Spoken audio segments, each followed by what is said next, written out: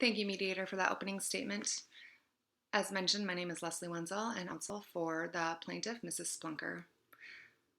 Mr. Reed counts off by saying that even though we're here as a result of a court order, we want a settlement. We're open to the idea of a settlement. My client clearly understands the difference between mediation and litigation. She understands that litigation is going to use facts and legal arguments while ignoring everything else.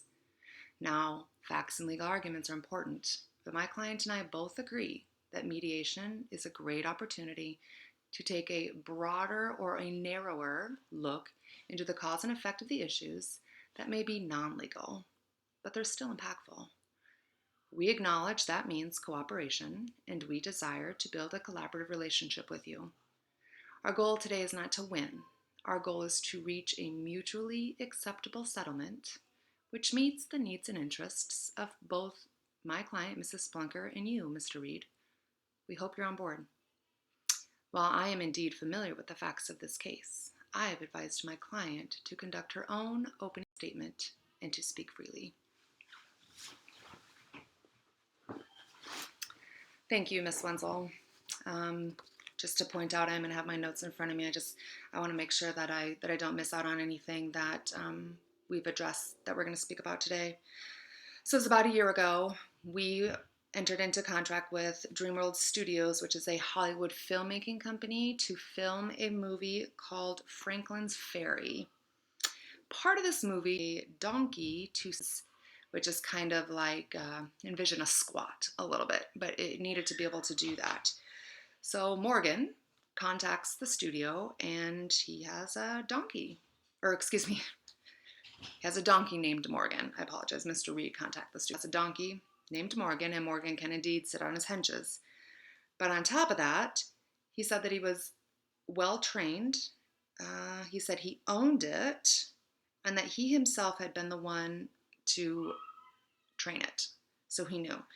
So we offered him a contract of $10,000 for 5 days worth of work, which would have been what it was going to take in order to film those specific scenes.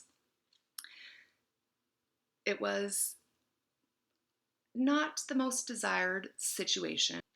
The first day on the set, Morgan the donkey, they said he knocked over a makeup table and he kicked down the lights. And I don't know if you know this, but Julia Roberts is in this movie and it scared her half to death. The following day, when the most important scene was coming on where the donkey needs to sit on its haunches, it refused.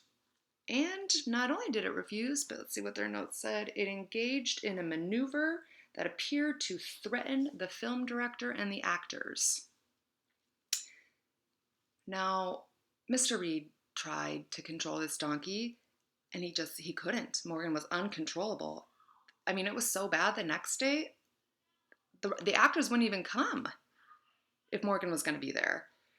So we had to start looking for a different mule. We wanted one that was the same size and the same color, because keep in mind, there's been more than one scene that has this mule in it. And so if we could just find a mule to do that one sitting on his haunches, we would be fine. But we couldn't find any. Interestingly, as we were going through this process, we found out that this mule doesn't even belong to Mr. Reed. So we had to pay the owner, the rightful owner, $1,000 a day just to be present to keep the mule calm, and it still didn't work. It would not sit on its haunches like it said it would. With only a short time being left, we just had no other option other than finding a different mule. So a week later, we found a mule, and it worked. It sat on its haunches, but we had to redo all of the prior scenes. Morgan was in the background. They all had to be edited, and there wasn't a very good parting with DreamWorks and Mr. Reed.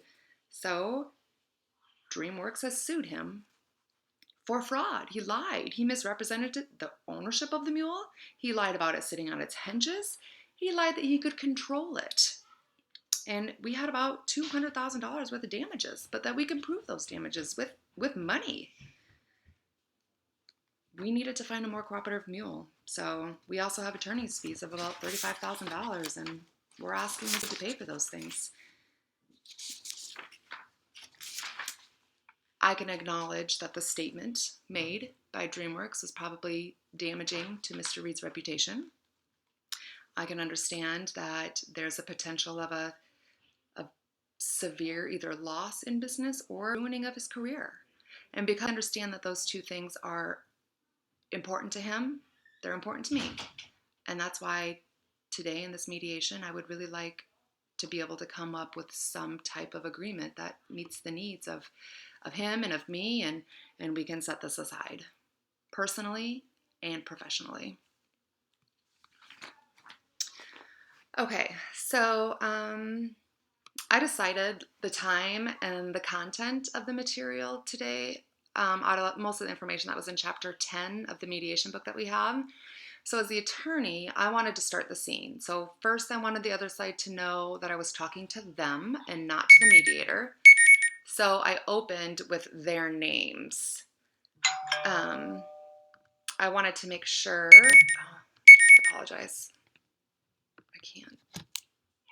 Sorry.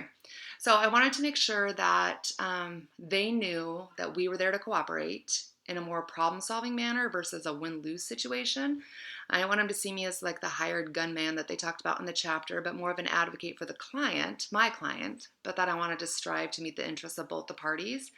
But I also didn't want to speak for my client. In real life, I would have prepped my client on what to say, how much to reveal, and we would have rehearsed her opening statement, so there would have been no concern for me to just go ahead and speak her part. My client and I also would have determined the interests of both the parties, and in going through it, we would have said they were reputational, financial, and just the idea of respect. So in her opening statement, we would have practiced ways to frame those issues around those interests to make sure that she was able to tap, like first she has a reputational interest and then he does too. It was interesting because when I was preparing this, I almost labeled the libel claim as a financial desire. But I feel like as I would have gone through this mediation, and that I would change that. I feel like the $4 million represents anger and fear that he has experienced over the damage to his reputation, which is why I brought it up, or the potential ruin of his career. The client is far better suited than the attorney to give a meaningful apology. That apology allows for emotional closure, which allows us to discuss alternative financial opportunities. So one of the things I read in the chapter was you can insert like confidentiality clauses or stipulations inside the negotiation. So since I know there's a potential for a new movie, which would give him a potential job opportunity, that would be one of the tactics that I would probably utilize later on to try to seal that deal and make up for some of those interests.